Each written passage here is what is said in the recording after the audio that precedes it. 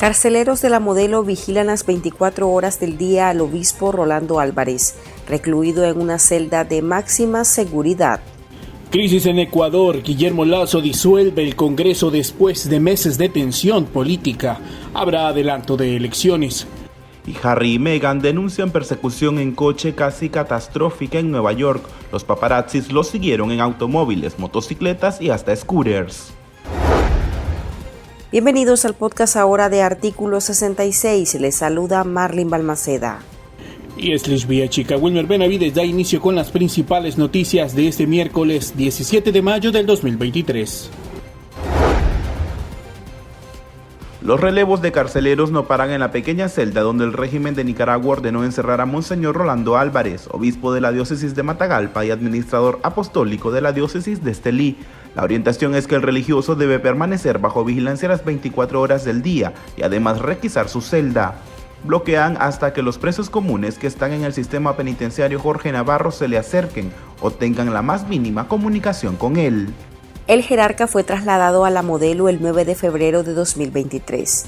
Llevaba 6 meses bajo arresto domiciliario. El cambio de medida se debió a que el obispo se negó a abordar el avión con destino a Washington, en el que iban 222 presos políticos.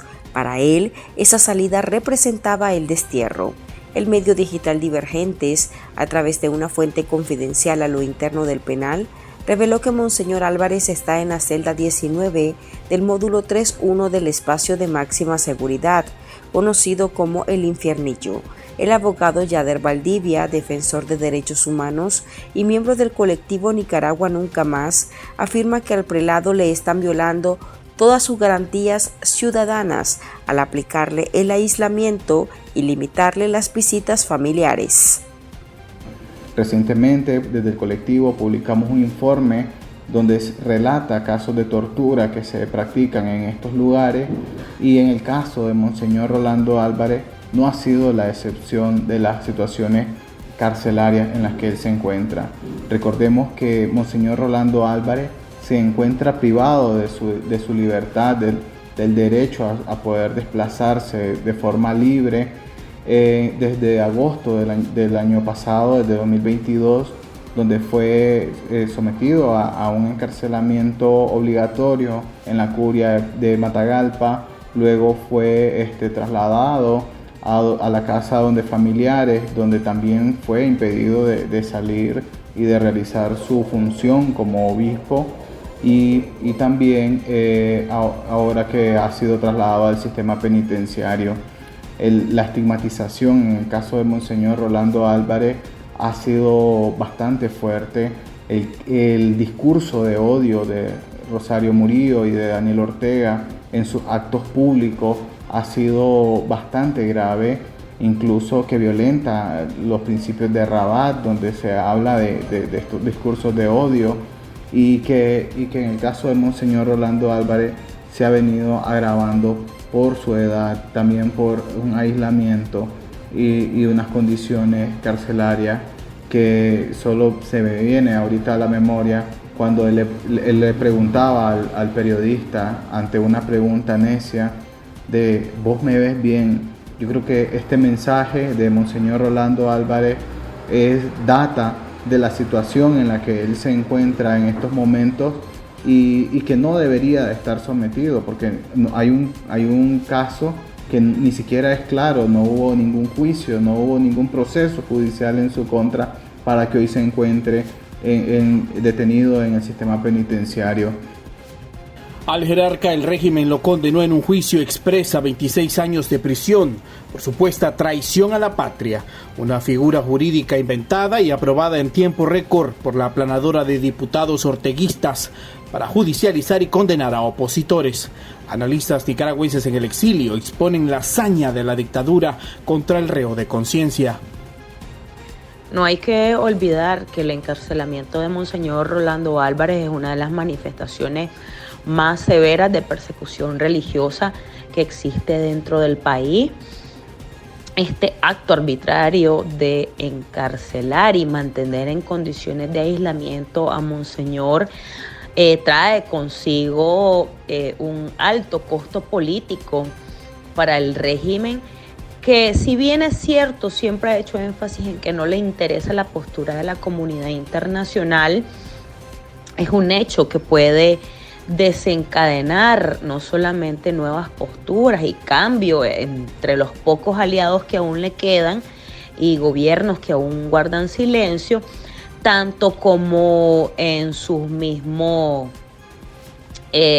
seguidores, porque no hay que olvidar pues que dentro de las filas del régimen también existen miembros de la Iglesia Católica y que por muy militantes que sean, el tema de la persecución al clero no va a ser un tema que le genere empatía. Por otro lado, yo creo que debería ser una gran alerta roja para la comunidad internacional en términos de movilizar la voluntad política para salvaguardar pues la vida y la integridad de Monseñor.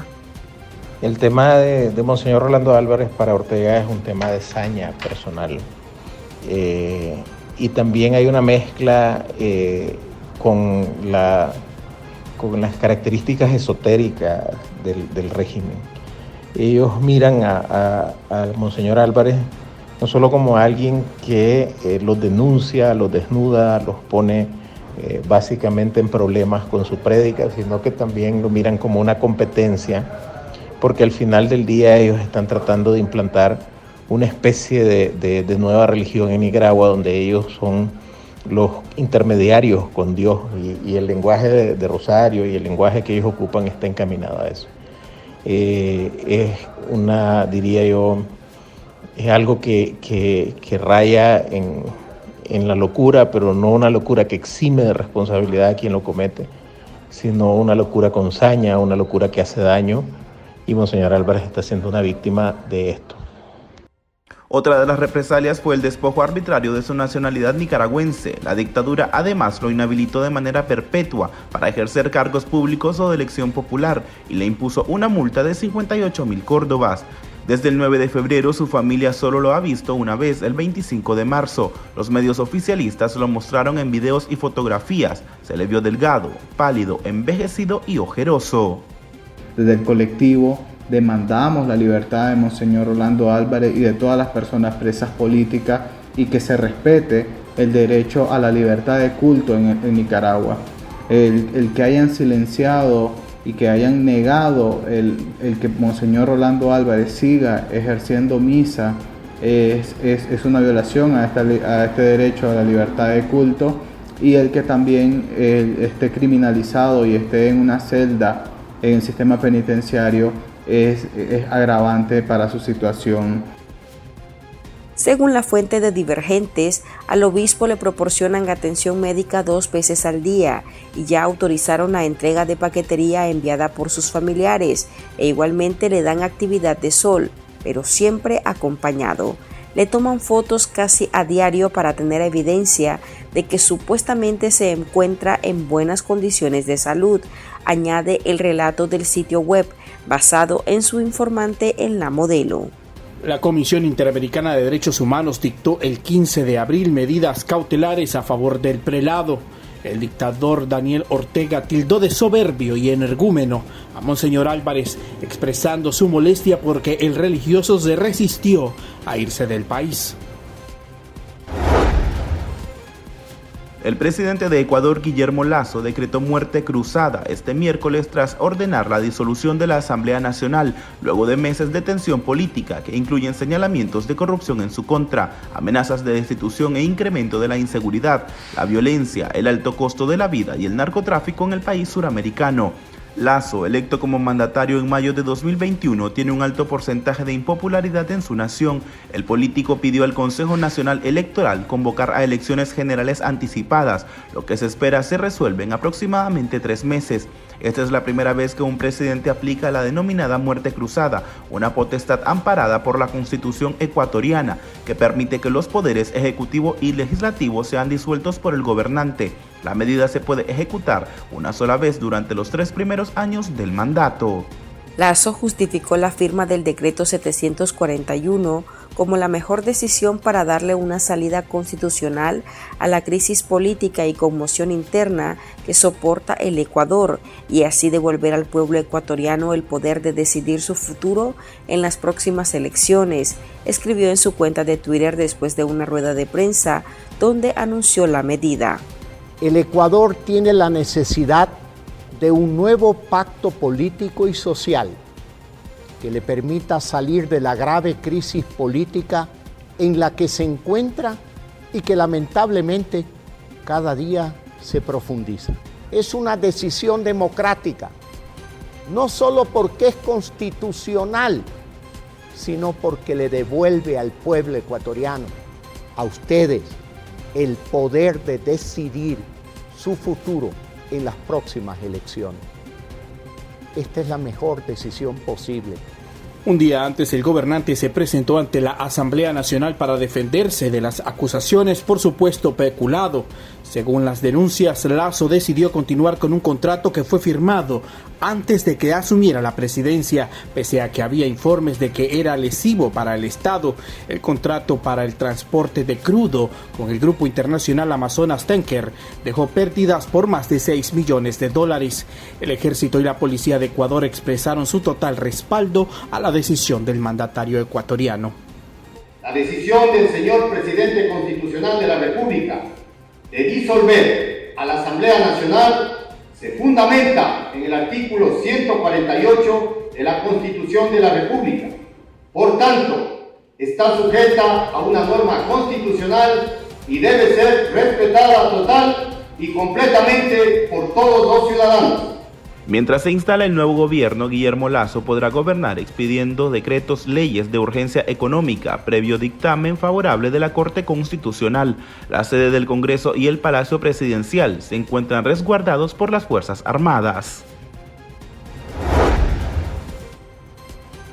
El príncipe Harry y su esposa Meghan Markle sufrieron la noche de ayer martes en Nueva York una persecución automovilística casi catastrófica en la que participaron paparazzis, dijo el portavoz de la pareja.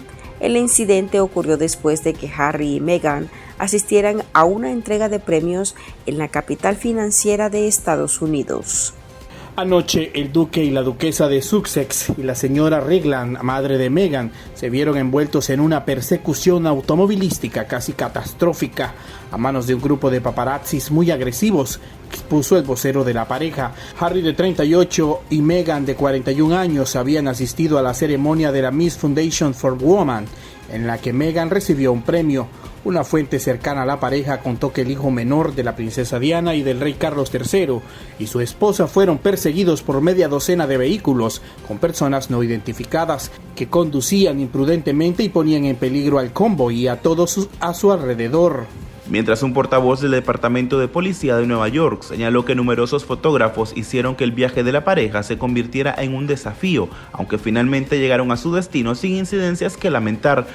Por su lado, el alcalde Eric Adams dijo que es difícil de creer en una persecución a alta velocidad de 2 horas por la Gran Manzana, pero añadió que hasta una persecución de 10 minutos es extremadamente peligrosa e inapropiada en la ciudad de Nueva York.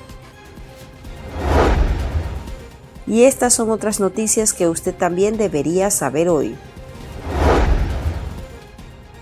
El régimen de Nicaragua ordenó dejar sin efecto el nombramiento de Alejandro José Solís Martínez como embajador extraordinario y plenipotenciario de Nicaragua ante la dictadura de Miguel Díaz-Canel en Cuba.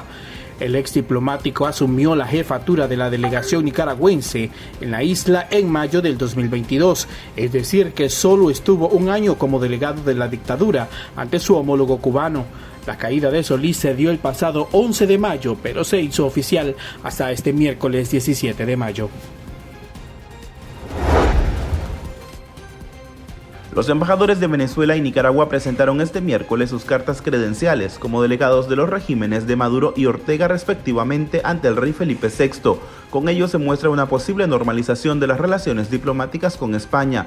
Mauricio Gelli, italiano nacionalizado nicaragüense en 2009, entregó al rey sus cartas credenciales. Gelli es hijo de Licio Gelli, ex líder de la lógica masónica Propaganda Due, a quien se le acusa de relaciones con la mafia y la Cosa Nostra. la quiebra del Banco Ambrosiano, agente anticomunista durante la Guerra Fría, labores de conspiración durante la década de los 80 en Argentina y escándalos financieros en Uruguay. La nación centroamericana no tenía embajador en España desde marzo de 2022, cuando Ortega retiró al historiador sandinista Carlos Midens debido a las continuas presiones y amenazas injerencistas por parte de España, que hacen imposible el ejercicio de la labor diplomática, detalló la Cancillería desde Managua en ese momento. El régimen de Ortega días atrás había negado el regreso de la entonces embajadora española en Nicaragua después de que fuera llamada a consultas por la administración de Pedro Sánchez en agosto de 2021. Actualmente Madrid tiene como delegada a Pilar Terrén.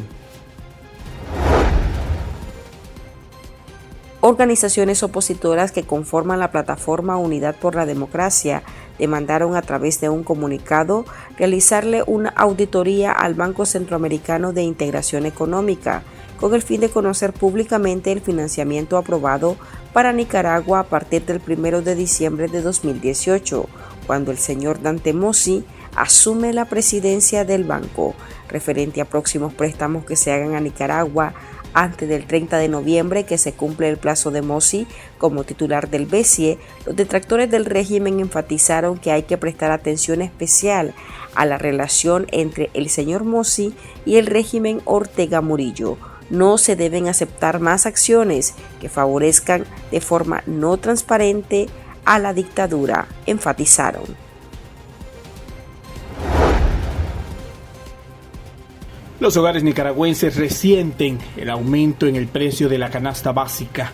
La tendencia alcista ha obligado a la ciudadanía a mermar la cantidad de productos necesarios para la alimentación. En el mes de abril, el costo de la cesta familiar se ubicó en 19.234.15 córdobas, 260.69 córdobas más que el mes anterior. Actualmente el salario mínimo en Nicaragua equivale a cerca de un tercio del costo de la canasta básica. Esto según datos del Instituto Nacional de Información de Desarrollo INIDE, el mismo que registra el alza de los precios de los productos necesarios para vivir. Aquí termina el episodio de este miércoles. Recuerde que esta y otras noticias usted la puede leer en nuestro sitio web www.articulo66.com. También pueden suscribirse a nuestro podcast en Spotify y seguirnos en las redes sociales como Artículo 66 y en Twitter @Artículo 66Nica. Hasta la próxima.